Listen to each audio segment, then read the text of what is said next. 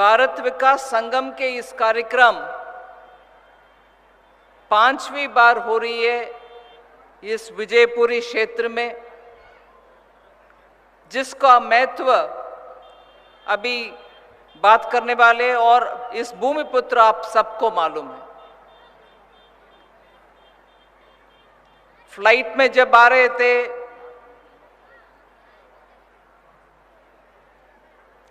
चर्चा इस विषय के ऊपर हो रहा कि पंजाब के बाद अगर इस देश में 5 नदियों का संगम है, 5 नदियों का सफलता मिलता है तो वो इस विजयपुरी के धरती है। और इस 5 नदियों से जितना भी भव्यता मिलता है इस क्षेत्र का, उससे ज्यादा हम सब जिनको प्रेरणादायक मानते हैं, गुरु मानते हैं, देवता मानते हैं, ऐसे बसवन्ना जी का जन्म भी और उनके आशीष भी इस धरती पर मिला है। आज सोशल जस्टिस, आर्थिक जस्टिस ऐसे शब्दों के साथ कोई भी सरकार हो बहुत काम करते हैं और बातें करते हैं, सोसाइटी को, समाज को इकट्ठा करने के लिए और शांति बनाए रखने के लिए बहुत कोशिश होते हैं, मगर पूरे सरकार की शक्ति उसके पीछे रहता है।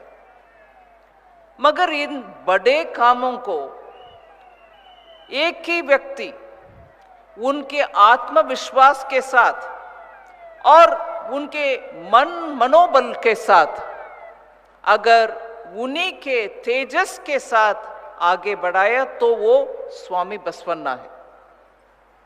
उनके पीछे सरकार वगैरह बाद में जोड़ने के लिए आज भी कोशिश करते हैं कि ऐसे होना चाहिए, अच्छा सा काम किए और प्रेरणा उनका मिलता है और सोसाइटी को, समाज को यूनाइट करने वाले और इतना उनका प्रेरणादायक शब्दावली के लिए हम आज भी उनको नमन करते हैं, याद करते हैं।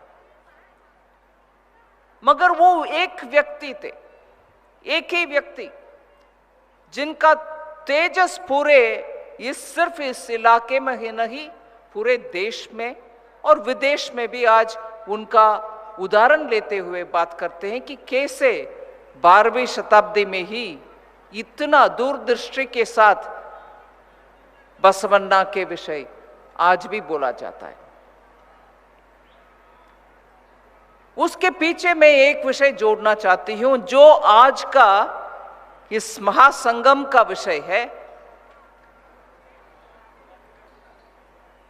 कायका और आरोग्य, वर्क एंड हेल्थ, श्रम और हमारे आरोग्य। मैं इसको सीधा बसवन्ना के साथ ही जोड़ना चाहती हूं। उनका आत्मविश्वास, उनके तेजस में, उनके बातों में, उनके चरणों में, उनको चेहरा में पूरे दिखाई देता था, आकर्षित होते थे वो। इसीलिए लोग उनके बातों को सुनने में और उसको पालन करने में उनसे प्रेरणा लेते हुए करते थे। ये एक क्वालिटी है जो मन के अंदर से निकल के आते हैं। ये जन्म से भगवान की कृपा से होता है। इसीलिए कई तेजस्वी लोग को देखने में ही हमें लगता है ये क्या है, इन जैसे 10 लोगों को मिलते हैं हम, मगर इनमें क्या है ऐसे विषय जिससे उनसे हम ज्यादा आकर्षित होते हैं। वो आकर्षण शक्ति अंदर से ही आता है।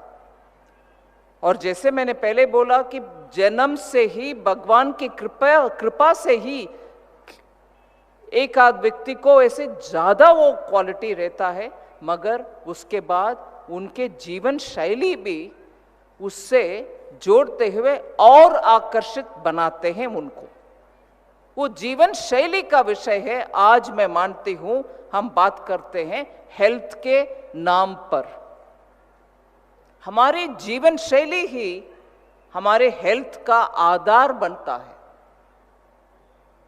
जीवन शैली, इससे पहले हम आज भी, हमारे बच्चों भी, हमारे घर में जितने भी लोग रहते हैं आज भी कहीं ना कहीं हल्के फुल्के बातों में बोलते हैं कि पता नहीं मेरे दादा 80 साल रहे, 90 साल रहे, मगर उनका घुटन में दर्द नहीं था। मेरी नानी थी 90 साल तक, मगर उनको ये ब्लड प्रेशर वगैरह कुछ इतना असर नहीं पड़ा। खूब घर में बनाए हुए चीजों को घी के साथ, मिठाई के साथ, गुड़ के साथ खाते थे, मगर आज देखो मेरा हालत, मिठाई ओ नो, डायबिटीज मैं खा नहीं सकती हूँ, नमक ज्यादा, अचार नहीं मैं खा नहीं सकती हूँ, ब्लड प्रेशर।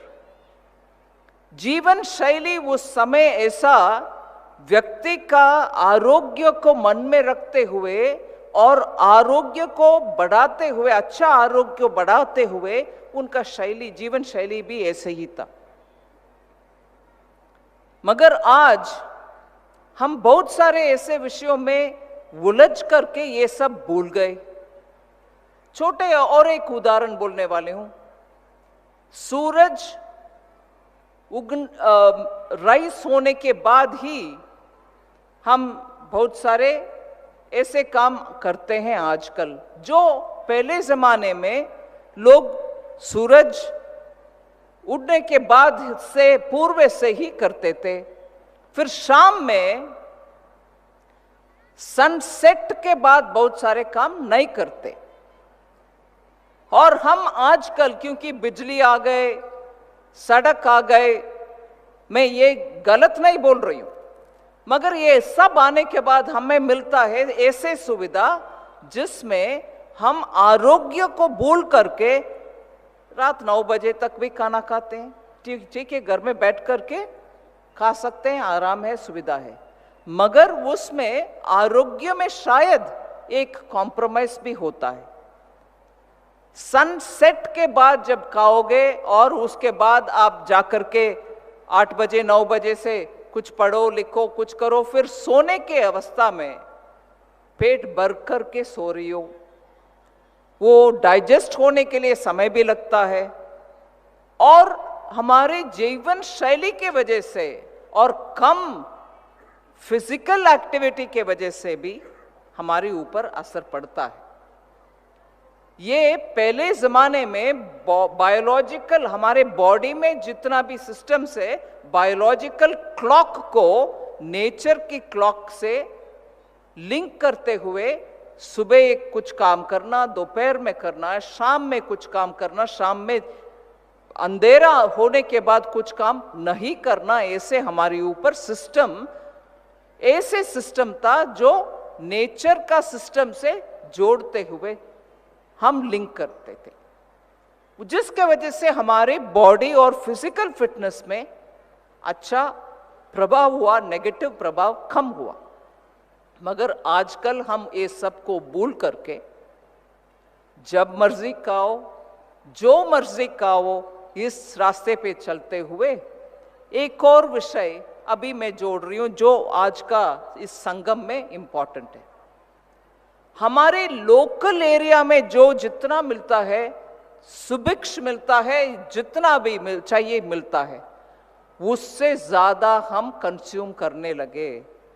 दूर प्रांत में जो उनके क्लाइमेट के अनुसार पैदा होता है, उन सबको भी हम भी खा रहे हैं, जिसके वजह से दोबारा मैं पॉइंट ये बोल रही हूं, जो हमारे इलाका की एनवायरनमेंट के अनुसार खाना है, उसको पार करते हुए, उससे दूर होते हुए, बहुत ऐसे विषयों को दूर दूर से हम खरीद करके, खरीदना गलत नहीं है, एक आध बात खरीद सकते, मगर हमारी आदत को ही उलट पुलट करके हम जो ले आ रहे हैं दूर से, और हम ये दिखाना चाह रहे हैं पूरे दुनिया को, मैं कहीं से भी कितना भी चाहिए मैं ले आ सकता हूं और पूरे परिवार को दे सकता हूं, जिसके वजह से आर्थिक व्यवस्था में भी ऐसे प्रभाव होता है, सिर्फ हमारे परिवार के ऊपर नहीं, जो हमारे इलाके में पैदावार होते हैं उसका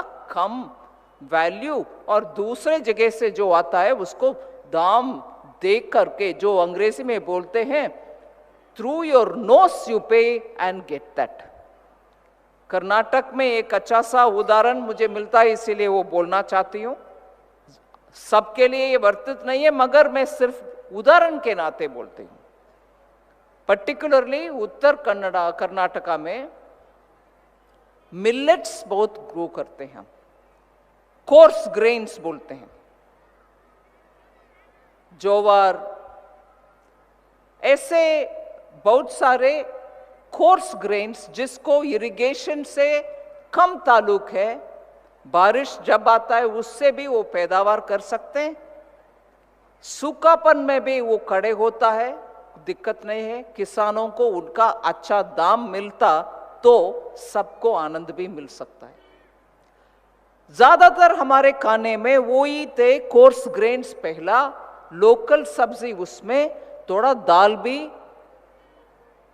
आज हम सब शिफ्ट हो करके, ये नहीं सिर्फ हमारी लोकल चावल भी नहीं, दूर से खुशबूदार बासमती हो, अगर हो सकता है तो हर सुबह शाम बासमती जरूर खाइए, मैं इनकार नहीं कर रही हूं, मगर ये नहीं है कि हमारे क्रॉस ग्रेन्स को हम भूल जाएं। उसके बाद क्या होता है, आज अब आप डॉक्टर के पास जो लाइफस्टाइल डिसीजेस बोलते हैं, डायबिटीज हो, ब्लड प्रेशर हो, बाकी सब, उसके इलाज के लिए जब हम जाते हैं, डॉक्टर पहले बोलते हैं चावल कम करो, गेहूं कम कहो, आप लोकल का जोवर वगैरह खाने, मिलेट्स खाने शुरू करो। वही था हमारे ओरिजिनल खाना में एक बड़ा सा हिस्सा, उसको छोड़ दिया। आज अगर हम उसी लाइफस्टाइल में रहते, डॉक्टर को इलाज के लिए पैसा नहीं देना चाहिए, और दूसरा हमारे किसान जो कोर्स ग्रेन जो इधर का पैदावार है नेचुरली, वही तो अच्छा सा कल्टीवेशन में हम कर सकते हैं, उसको अच्छा दाम भी मिलता नहीं, हम उसको छोड़ दिया, किसी और के लिए अच्छा दाम देने के लिए तैयार है, फिर डॉक्टर को भी पैसा देने के लिए तैयार है। ऐसे बेसिक बहुत सारे हम पता नहीं कैसे किस प्रभाव में आकर के ये सब छोड़ करके दूर का कुछ विषय में, उनका प्रभाव में हमारे अपने भूल गए हैं। सो मेरा सिंपल लिंक है, वर्क भी और हमारा हेल्थ भी एक दूसरे से अच्छा सा जुड़ा हुआ है। वर्क में एक और बात मैं जोड़ना चाह रही हूं, क्योंकि हमारे चिंतन का बहुत सारे विषय इसमें बात कर सकते हैं। वर्क का विषय, आज हम इतना करप्शन के ऊपर बात करने को आवश्यकता नहीं है। अगर हम हर एक हमारे अपने अपने काम में काम रखते हैं, मन रखते हैं, अपने काम में ध्यान रखते हैं, और मैं एकदम ऊंचे भगवत गीता को कोट ना करते हुए फिर भी हम सबको आखिर काम करो, उसके फल के ऊपर सोचना नहीं है, यही तो सिंपल मैसेज गीता से।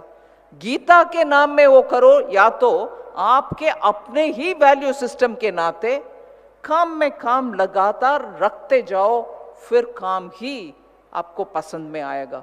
मैं 2 दिन पहले कहीं पढ़ रही थी, एक अंग्रेजी लेखक ने बोला है कि आप ऐसे काम ढूंढ लो जिसमें आप खुशी रह सकते हो। उसका मतलब क्या है? काम को पसंद करना चाहिए। हर रोज ओ माय गॉड, मैं ऐसे काम में कैसे बैठी हूं, ऐसे काम क्यों मैं करना है, इस सोच होने में आप चाहे रक्षा मंत्री भी हो, प्रधानमंत्री भी हो, आपको संतुष्टि नहीं मिलेगा। जितने भी आपको स्थान ऊंचा करते जाओ, फिर भी आपको मन अगर आपके काम के ऊपर नहीं हो और फुल डेडिकेशन के साथ उस काम को नहीं करोगे, तो इसमें से मानसिक दबाव ज्यादा हो जाएगा। हम आज हेल्थ के बारे में बात कर रहे हैं। हर जॉब में आज जॉब मतलब आप घर में बैठे आपके वृत्ति को बढ़ा दो, फिर भी आजकल का नारा ये हो गया है कि बहुत स्ट्रेस्ड हूं मेरे जॉब से, या मेरे काम से मुझे ताल्लुक नहीं है और पसंद भी नहीं है, और कहीं और अच्छा दिखता है हमें। जैसे दोबारा अंग्रेजी में बोलते हैं कि मेरे घास जो मेरे घर के सामने है वो अच्छा नहीं लगता, दूसरों के घास एकदम कुशल हरी हरी अच्छा। हर एक भाषा में कुछ ना कुछ बोलते हैं, जो हमारे पास है उसको हम कम नजर देखते हैं, दूसरे के पास जो है वो अच्छा है, मेरे जॉब से उनके जॉब अच्छा है।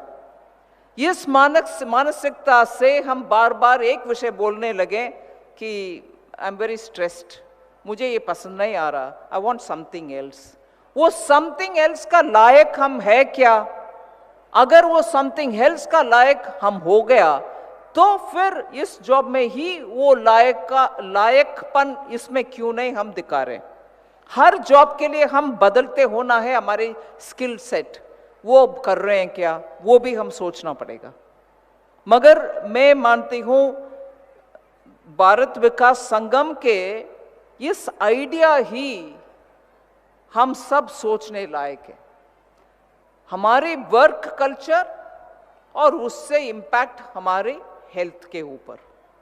अगर हम सोचते हैं, जैसे पहले हमने बात किया खाना और जीवन शैली, इसका भी हेल्थ के ऊपर प्रभाव है। वर्क कल्चर में एक विषय हम सब खुले मन से हर दिन शाम को, ठीक है आज जो मैं अच्छा करना है वो करके आई हूं, इसमें कुछ गड़बड़ के मामले में फंसी नहीं हूं और क्लीन काम करके आई हूं जिससे किसी का नुकसान नहीं, देश का नुकसान नहीं। ये रास्ते पे चलने में आपके आज रात का नींद आराम से शांति से हो पाएगा। अगर आपके वर्क के ऊपर, आपके श्रम के ऊपर, आपके कायक के ऊपर आज आप इन तीनों जवाब दे नहीं सकते हैं, तीनों प्रश्न के लिए सही जवाब दे नहीं सकते हैं, फिर सिस्टम खराब, आपके सेहत खराब और देश का और आपके दूसरे जो भी हो इसमें उसका भी नुकसान। नुकसान दूसरे को, नुकसान देश को करने वाले आसानी से सो नहीं पाएंगे, उससे आपके सेहत में भी इंपैक्ट आएगा, देश का भी नुकसान होगा। इसलिए मैं भारत विकास संगम का दोबारा एक विषय बोलना चाहती हूं।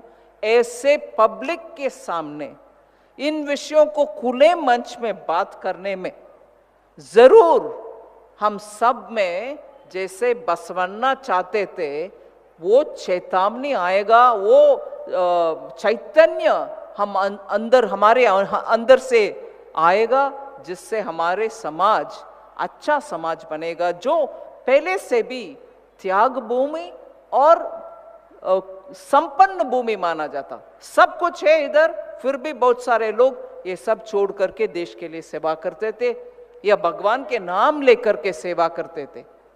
आजकल नहीं, वो सेवा का वैल्यू कम होते जा रहा है। अरे भैया क्या सेवा वेवा में पढ़ते, कुछ कमा पाएगो फिर जाओ, नहीं तो ये सेवा से कुछ मतलब नहीं है। इतना हमारे ऊपर कुछ भी नहीं लगता, हम बोल देते हैं कि उसमें कुछ नहीं है। क्या हो गया इस देश में? संपन्न है, सब आनंद से रह सकते हैं, मगर जैसे बोलते हैं लोग, इस धरती माँ हम सबको सब देने के लिए उनमें है क्षमता, मगर हमारी लालच और ग्रीड के लिए कोई भी आपको संतुष्ट रख नहीं सकते हैं। हम भी कितना चाहिए उतना ले सकते हैं और दूसरे को भी देना, इस भूमि का क्वालिटी हुई है। इधर से दूर जाओ, थोड़े शिरडी तक पहुंचते हो, वहां भी वो महान वही बातों बोले।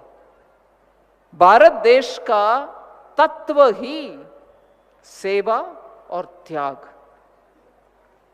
सेवा और त्याग बिना इस देश इतनी दूर तक नहीं पहुंचता।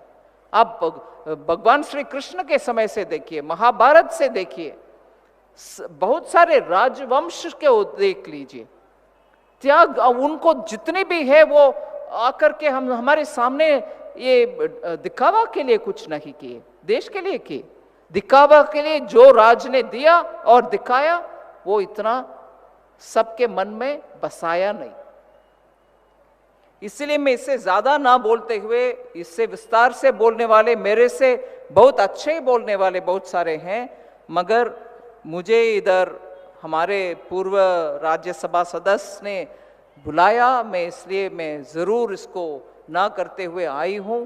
मुझे इधर स्थान देकर के आप सब मुझे गौरव करवाया, उसके लिए मैं बहुत धन्यवाद सर झुक करके बोल